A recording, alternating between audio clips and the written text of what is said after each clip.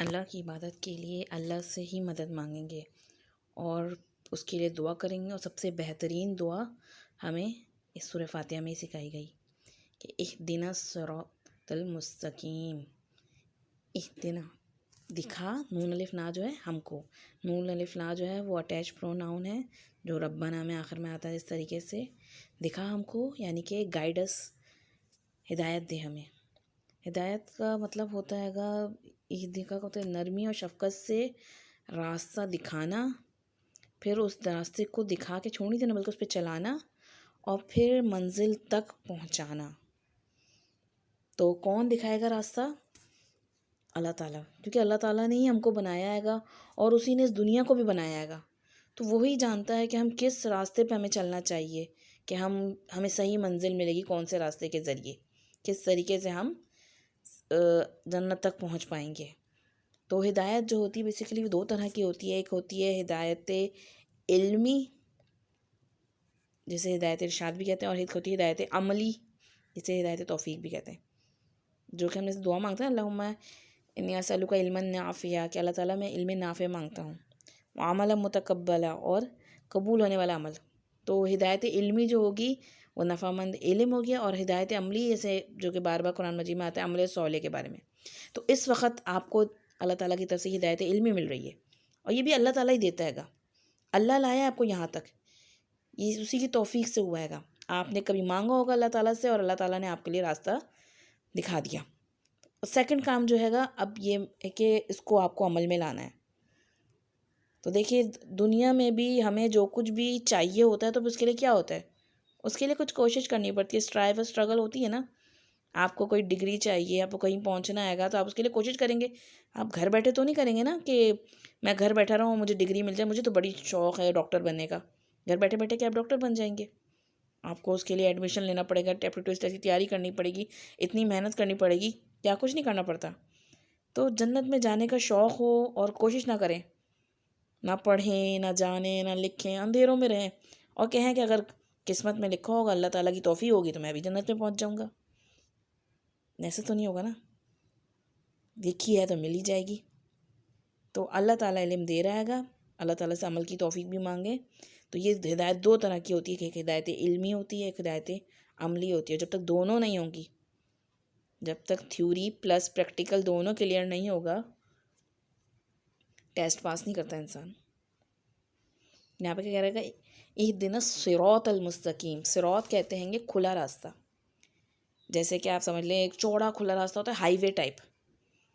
तो जितने भी लोग आना चाहें आ जाएं इस दीन के रास्ते पे, ये अल्लाह ताला का ऐसा खुला रास्ता है। और मुस्तकीम, मुस्तकीम जो है ना, क़याम से, क़याम कहते हैं कि खड़ा होने को सीधा, जिसमें कोई टेढ़पन नहीं है, यानी इफ़रात और तफरीत से बिल्कुल पाक, अदल का दरमियाना रास्ता। जो कौन सा रास्ता है? जो दीन का रास्ता है, जो इंसान को अल्लाह की रज़ामंदी तक पहुँचाएगा, जिस रास्ते पर चल कर हम अपने रब को खुश कर दें। तो कुरान में दरअसल हमें सिर्फ, हम ये नहीं कह सकते कुरान में सिर्फ आखिरत की बातें हैं। कुरान हमें माश कहते हैं दुनिया के मामलात, माशी मामलात हम कहते हैं ना, दुनिया से जुड़े हुए, माशी हो या माशरती हो, सोशल हो या इकनॉमिकल हो, सब मामलात।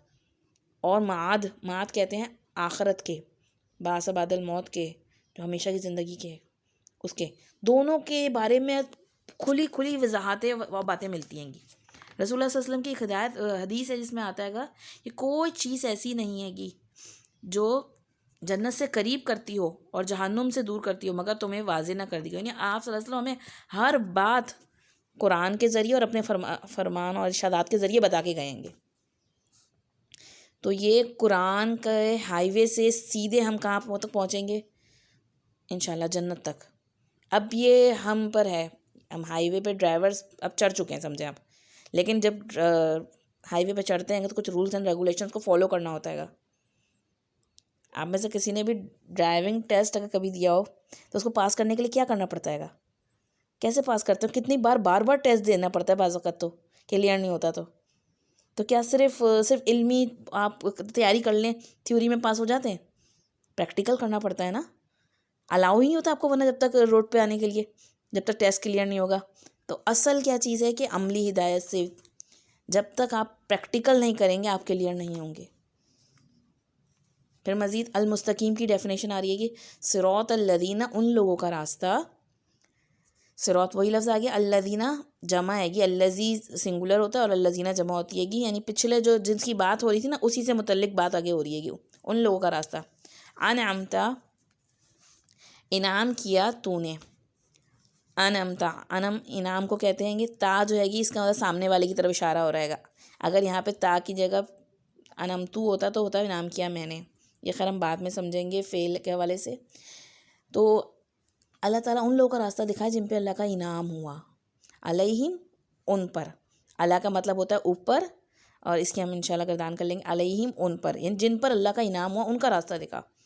कौन से लोग हैं जिन पे इनाम हुआ? दुनिया में हम क्या समझते हैं इनाम क्या है? अल्लाह ताला की ब्लेसिंग्स, अल्लाह की नेमत क्या होती है? हम औलाद को समझते हैं, माल को समझते हैं, सेहत को समझते हैं, ये दुनिया का कोई स्टेटस फेम मिल जाए। अल्लाह ताला कुरान मजीद में सूरतुल माइदा में फरमाते हैं आयत नंबर 3 में, अल-यौमा अकमलतु लकुम दीनकुम, आज मैंने तुम्हारा दीन तुम पर मुकम्मल कर दिया। व अतममतु अलैकुम निअमती, और अपनी नेमत तुम पर तमाम कर दी। यानी अल्लाह ताला की नेमत का जो सबसे टॉप का पॉइंट है वो क्या आएगा? कंप्लीट दीन मिल गया। वरदीतु लकुमुल इस्लाम दीना, तुम्हारे लिए इस्लाम को मैंने पसंद कर लिया। तो हमारे लिए कोई भी नेमत हो सकती है कि ऊपर हाई हो, लेकिन अल्लाह की नज़र में सबसे टॉप की नेमत क्या है? दीन है। और ये अनमता अलैहिम लोग कौन हैंगे? इनके बारे में सूरतुल निसा की आयत नंबर 69 में आता है, वमन युतिअल्लाह व रसूलहु फउलाइका मअल्लज़ीना अनअमल्लाहु अलैहिम, जिसने भी अल्लाह अताअत की, अल्लाह की और उसके रसूल की, तो वो किन लोगों के साथ होगा? जिन पर अल्लाह ने इनाम किया। वो लोग कौन हैंगे?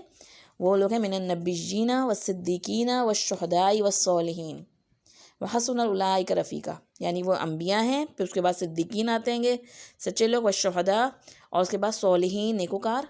और कितने बेहतरीन रफ़ीक हैं, कितने बेहतरीन साथी हैं ये लोग कि इनका साथ मिल जाए। तो सबसे बड़ी नेमत जो हैगी वो दीन की नेमत है, दीन की समझ। रसूलुल्लाह सल्लल्लाहु अलैहि वसल्लम ने फरमाया, वमन युरिदुल्लाहु बिही खैरन युफ़क्किहु फ़िद्दीन, जिस पे अल्लाह ताला भलाई का इरादा करता है उसको दीन की समझ अता फरमा देता हैगा। तो जिसको नेकी की तौफीक मिल गई वो दरअसल इनाम याफ्ता है। ख्वाह वो भूखे हों, ख्वाह वो उनके पास घर ना हो, ख्वाह औलाद ना हो, ख्वाह कोई नेम फेम कोई मशहूरी ना हो, लेकिन उनके पास दीन है तो सबसे बड़ी नेमत है। असल चीज़, सबसे बड़ी चीज़ क्या है? कि आपका अंदर अल्लाह का तकवा है। तो अल्लाह इसको रास्ता दिखा, उस रास्ते को दिखा जिस पे इनाम याफ्ता लोग चलेंगे। तो हमें इनके बारे में पता होना चाहिए कि अम्बिया की स्टोरीज़ पता होनी चाहिए, क्योंकि अम्बिया मेजॉरिटी जो थे ना उनके पास दुनिया नहीं थी, लेकिन वो इनाम याफ्ता हैं। उसके बाद नबी करीम सल्लल्लाहु अलैहि वसल्लम के कैंपेनियंस आते हैं, सहाबा इकराम रज़ियल्लाहु अजमईन, उनके बारे में, क्योंकि उनको अल्लाह ताला ने सर्टिफिकेट कुरान में दिया रदी अल्लाह अन्हुम, के अल्लाह उनसे राज़ी हो गया। फिर आगे आ रहा है गैरिल मग़दूबि अलैहिम, जिन पर अल्लाह का गज़ब हुआ उनके रास्ते पर न चला। कौन थे वो लोग? जिनको अल्लाह ने इल्म दिया लेकिन उन्होंने हट दर्मी दिखाई, अमल ना किया। इल्म है, अमल नहीं करते। उसमें सब आते हैं, कौम नूह, कौम आद, समूद, कौम फ़िरौन। नॉलेज हो लेकिन अमल ना करते हो तो अल्लाह का क्या होता है? गज़ब भड़क जाता है। और वाला दौलीन, और ना उनके रास्ते पे गुम, जिन्होंने रास्ता ही गुम कर दिया। दलल कहते हैं कि गुम कर देना किसी चीज़ को ना, यानी आप समझे आधा पढ़ा आधा छोड़ दिया तो हिदायत से दूर निकल जाएंगे ना। आप हाईवे पे चल रहे हैं लेकिन लाइल्मी में आपने, भूल में आपने एग्जिट कर ले लिया तो रास्ता आपने गुम कर दिया।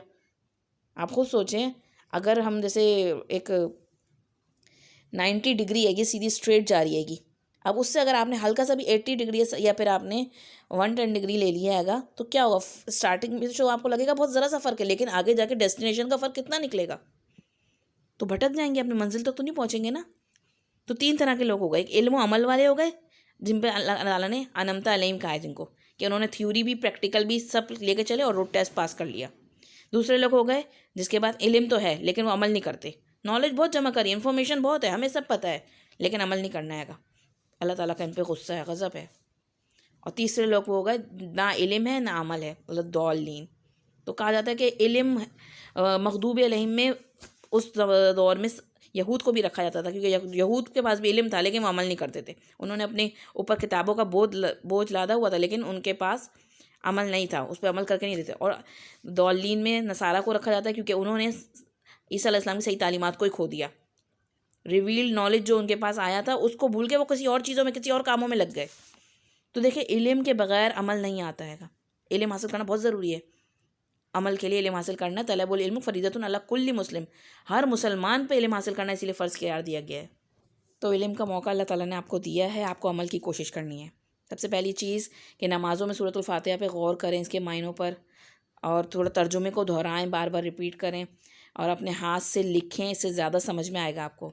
और इस सूरत को पढ़ते हैं तो थोड़ा सा सब पढ़ते हैं ना, इसको डिस्कस करें सबके साथ, और अपने पास जो नेमतें हैं उनको गौर करके शुक्रगुजारी करें और अल्लाह से हिदायत के लिए तड़प के दुआ करें।